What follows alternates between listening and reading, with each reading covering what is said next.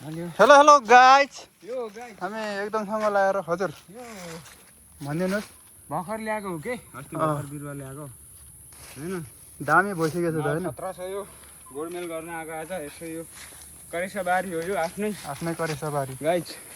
हजुर आफ्नै करेसाबारीमा फलेको यहाँ सबै चान्चुन कति जति लगानी भएको छ सर तपाईँको यहाँ चान्चुन सबै हेर्ने हो भने हजुर एरिया पनि ठुलै छ 3.5 करोड जति परेको छ हैन मलेसियन रिङ्गेट हो मलेसियन रिङ्गेट हो यो ठुला ठुला रुख भइसकेको छ नि त यहाँ फल लाग्न सुरु भएको छ अब ओ त्यहाँ गार्ड पठाउँछु अहिले त्यहाँ ल्याङल्याङ होइन केटा हो सेक्युरिटी गार्ड पनि राख्नु भएको छ कि छ 2-4 वटा केटाहरू खोइ आज कहाँ गएछ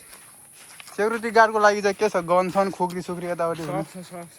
टाइगर पनि छ कि हो सबै छ सेकर सब बोकेको छ केटाहरूले गाइस यस्तो छ दामी ठाउँ सिधै हो अनि क्या 2000 किन थाहा छैन ल के हो यो ओहो यो उन्ना जातको किन टिपेको यो 1.5 लाखको लिएको हिजो मैले भर्खर फत्तेरीका बिगारिहालेको छ नि त खतरा सही फल छ होइन यो हजुर एकदम यो एक पिसको पर्छ तपाईँको लगभग 3-4 हजार रिङ्गेट एक पिसकै लेग यो पिस भन्दा पनि महँगो रहेछ त यो उन्ना जातको हो गाइस होइन उन्ना जातको हो यसको बोट चाहिँ यही हो यसलाई कलमी हान्नुपर्ने छ अब 2-4 दिन पछाडि हाम्रो केटाहरू आउँदैछ टेन्सन छैन यो ग्राउन्डहरू अब यस्तै छ दामी रहेछ त ग्राउन्ड त होइन यस्तै छ 1.5 वर्षको लगानी हो यो गाइस 1.5 वर्षमा भयो यस्तो खतरा अब चट्टै यहाँ छुट्टै प्रकारको एउटा पार्किङ एरिया बनाएर हजुर ए नगर है त्यो ओ यो चाहिँ अलिक उन्ना जातको छ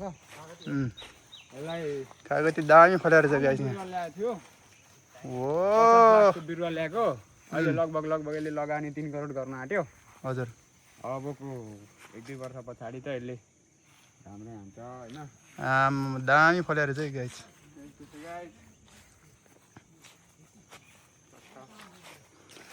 यो चाहिँ कटेज हो कि के हो यो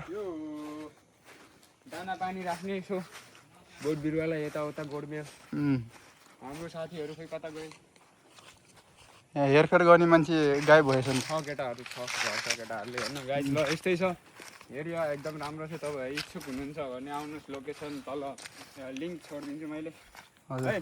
सर डिस्क्रिप्सन एकदम राम्रो छ लाइक कमेन्ट सेयर गरिदिनु होला सबैजनाले धन्यवाद अब गाडी पनि यहीँ पार्किङ गर्नु भएको रहेछ तपाईँले गाडी यहीँ छ म अलि भर्खर आएको ए तपाईँको गाडी त भिआइपी रहेछ त सर ए काम गर्ने मान्छेहरू पनि क्या होइन रहेछ केटा काम गर्नु पर्दैन के हो दामी गाडी रहेछ है सर तपाईँको काम गर्नु गाइस यो चाहिँ हाम्रो गाइस यो म चाहिँ पत्रकार होइन केटाहरूले यो कहाँ साइकल पार्किङ यसरी नगर त हो गाडी लिएर कुच्याइदिन्छु है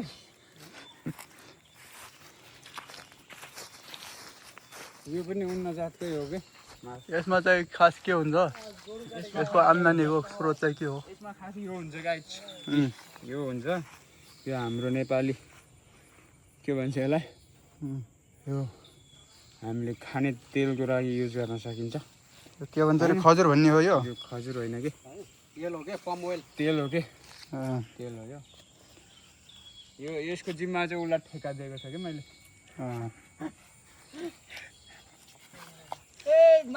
यतातिर बास ठाउँ चाहिँ दामी रहेछ है गाइस यसोसँग लगाएर कहिलेकाहीँ घुमफिर गर्न आउनु होला हामी पहिलोचोटि आएको यहाँ हाम्रो मालिकको साथमा मालिकको चाहिँ गाडी छ हाम्रो चाहिँ यहाँ अब खाचराङ खुचरुङ बाइकहरू क्रस फायरहरू यताउति होइन जे सम्झे पनि भयो मजाले ल गाइस आजलाई यति नै फेरि हामी भेटौँला कस्तो स्केलमा रुख रोपेको छ हेर यहाँ सर्लक यो चाहिँ खासमा हो रबरको रुखहरू हो यहाँबाट म गुलेली बनाउँछु केटा रबरको खेती ट्याक्कै सिधा लाइनमा रहेछ त होइन एकदम त्यो टक्क 2-2 मिटरको फरकमा छ हजुर तपाईँहरू आउन सक्नुहुनेछ दामी रहेछ गाइस यो रबर खेती। अब यहाँबाट चाहिँ यो रबर खेतीबाट टायर सायर बनाउन मिल्छ होइन? केटाहरूलाई काम गरै भन्ने थियो,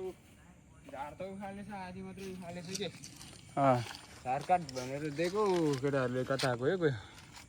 यता मात्र गाडेको छ, यता हरियाई छोडिएको छ होइन? त्यति जम्मा हुँदैछ रबर होइन, त्यो प्लास्टिकको सानो सानो प्लास्टिकको रबरहरू हो। लगभग अहिले वर्षमा 1.5-2 करोड जति राम्रै भइरहेछ त्यस्तो दिन्छ। भए। अहिलेको हालमा बिरुवा सानो सानो छ, त्यही भएर अलिक गाह्रो छ गाई। ल गाइस फेरि हामी भेटौँला त्यहाँ। अब यो अरू कुरो यस्तो गाई कुन चराको आवाज हो यो?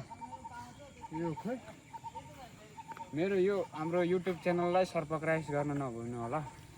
धन्यवाद।